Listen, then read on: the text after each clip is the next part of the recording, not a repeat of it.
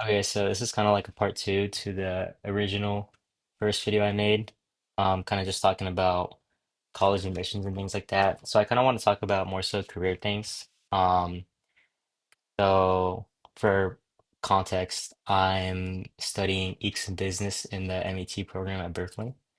And I've met a lot of people that are like at the top of their fields, like the IMO medalists, or a bunch of you Socko Platts, or work at OpenAI or Anthropic or Cognition, like all of the above. So, like, I didn't really come from somewhere that's really heavy in tech. I came from SoCal, so it's like nothing compared to Silicon Valley. So there was a lot I learned, and I've also been like given a good set of opportunities and learning experiences that I can share. Um, I feel like the biggest thing that I learned is that it gets to a certain point that compensation is not as important. It's more so like the problem you're working on. For example, like if you work at, let's say, um, like the AI team, the autopilot team at Tesla versus like being a quant, the work you're gonna do at Tesla is a little more stimulating because you kind of see the car run by itself and things like that. Whereas if you're quant, you're kind of just trying to generate as much alpha, I think it's called, um, for your fund. And it's just a bunch of numbers. Like if you like numbers, maybe that's the path you want to go to. But I think it's like a lot of things that people have told me is like what problem do you want to work on? What are you working on rather than like, how much are you making? And like I guess in like a founder sense too, it's like the most successful founders are the ones who raise the biggest rounds and things like that, are ones that are really like passionate in the problem they're working on to the point where like money doesn't matter because they know that they're going to raise money. And I've met many founders like this that are my age or even younger, that have already raised like millions of dollars just because they have like such a innate passion for the thing they're working on. And I have a little bit of experience too. I am running like a angel-backed startup for edtech. Originally, like I, I never wanted to do a startup, but then I realized that I have a lot of like passion for education and kind of helping it. So I started building the product and getting a pilot done and things like that. And it's like it's true. It's like it doesn't really feel like a nuisance. It's something I like doing. It's pretty fun. And it's turned out well. Like I'm talking to investors and things like that, to raise our next round. But I would say it's if you do want to go like down the founder path, you you only have to think about what is fun to work on rather than like what will get the highest valuation because you will always get beat out by someone who genuinely cares about the problem. Um, but switching more to like the corporate side, I'm also currently a thing intern at Amazon, as you can see. Um, and it's definitely a different world.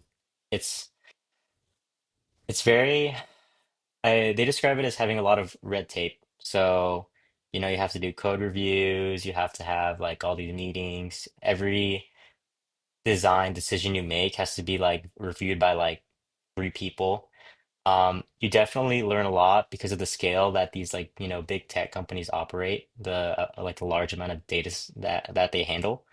But there is definitely a lot less you know, um, like startups are more so like break things, right? You want to try new things, break them, and then see where it goes. But like definitely like big tech, especially ones that are dealing with sensitive data, are much more cautious in how they you know, push stuff, make products because it's like there's much more risks in what you're doing in terms of like if you're like this enormous tech company handling like hundreds of millions of dollars versus like the small startup that is still able to, do stupid things and kind of bounce back from it. Um, but yeah, those are like the two distinct fields that I've been working on. So every day after my internship, I just switch modes and work on my startup.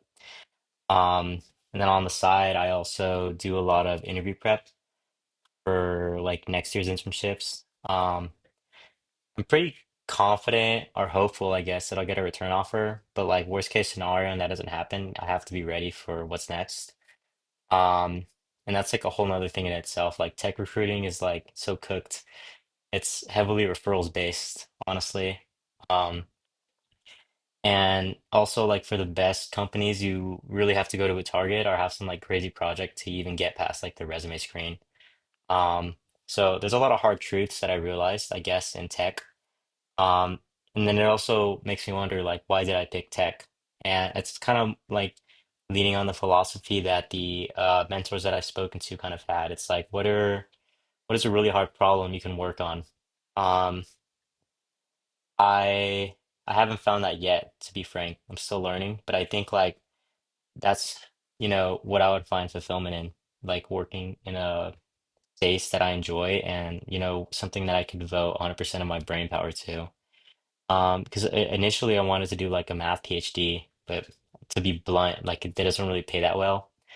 Um, but you can get like a similar or even more level of rigor, and I guess more like, something you can see rather than like working on a proof or some section of a proof for 10 years. You can kind of, work on software for education and things like that. Um, so that's kind of how I ended up in the computer science world. And like out of all my offers, like if I went to Yale, I would have not done CS and like been a banker.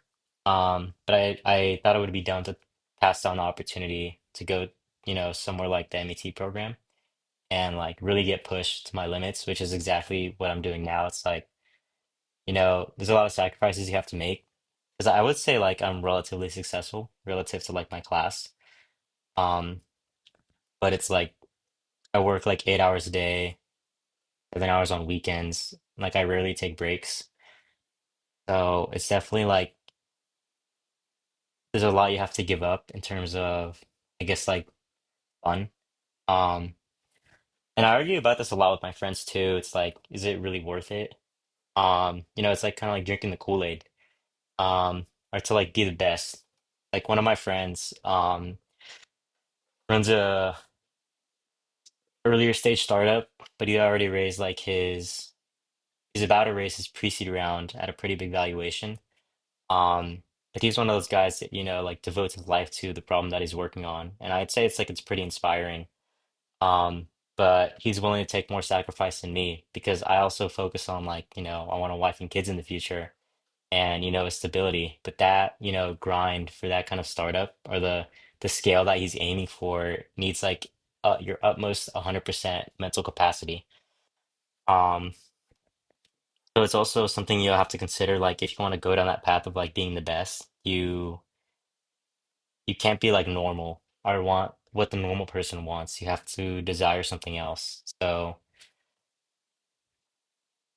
yeah, I like currently where I'm at, I'm optimizing for like stability, right? Like I'm still, preparing for interviews if it comes up, or working hard towards a return offer at Amazon, just in case like, anything goes wrong.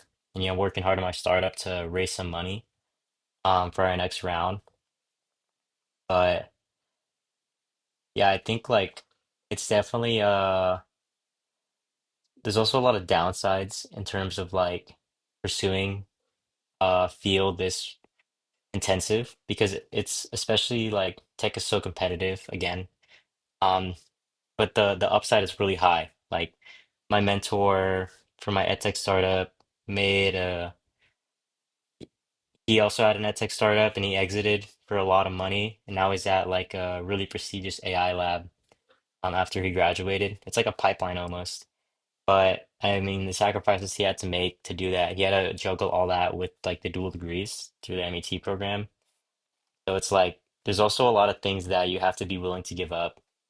And it's kind of like a more rigorous version of like, the college admissions thing. Because like you have to give up a lot of stuff to get into a good college, but to get a good job, like getting into the good college is like the first step.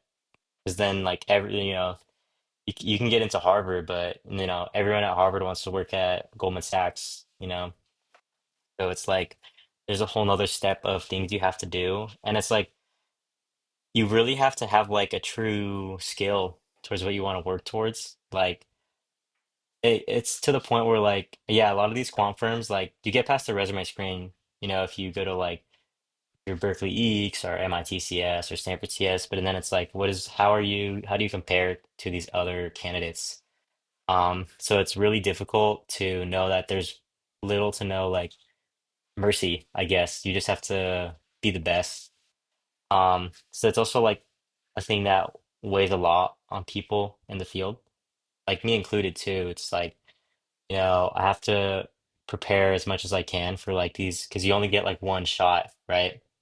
Or a few shots to get the opportunity to work at these like really prestigious firms before you're in the bigger pool of full-timers, which is it's arguably harder to land a full-time role at like Google than doing the internship and then converting to a full-timer. So you have like this one little window. So it's like a pressure chamber almost. Um, but I feel like in my experience, it's definitely I I don't think the grass is greener on the other side. If I decided to like take life easier and do something that was not as like intensive, I don't know if I would have been as satisfied. And I know not everyone agrees with that kind of mindset. It's very like workaholic. And I also talk to people that just are fine with not doing that, just getting a job that pays, you know, enough to their standards and pursuing other things in life, like, a set of hobbies or things like that. But I think in my case, I would say like I'm willing to take like that risk in terms of like sacrificing things to really push myself. Um, be like what's the greatest thing I can do, right? Or what's the coolest problem I can work on? I feel like the biggest privilege you can have is to work on a problem that is so important that that affects many people and that you're equipped enough to work on that problem. Um, but to be frank, like I'm not too sure what that problem is or what field. Like if it was in ed tech, that'd be cool, but it might be in like, robotics if I end up there or, like some other avenue of tech. Um, yeah, I'd say like there's definitely a lot of things that I've been exposed to in terms of kind of being near like the top and also like, how it is to, run a YC backed startup. Is YC even worth it? Or you can go to other accelerators like Neo or Excel or Human Capital. Um, yeah, it's also definitely like it's a bubble in terms of like everyone knows everyone. Like I see people on tech Twitter post stuff and I look up on LinkedIn and I have mutuals with them. Or ask my friends and they're like they know someone who knows that person. So it's also pretty interesting in that sense that everything's kind of interconnected. Um, yeah, but I don't know. I feel like my piece of advice for people currently, I'd say like in high school or incoming freshmen, is to if you like assuming you're like let's say you're at like a top 10 school, right? And you want to I mean obviously your goal is to make good money and lead a cool life. Like you're probably smart enough to be able to work most jobs, but it's a thing of like what job is most fulfilling to you.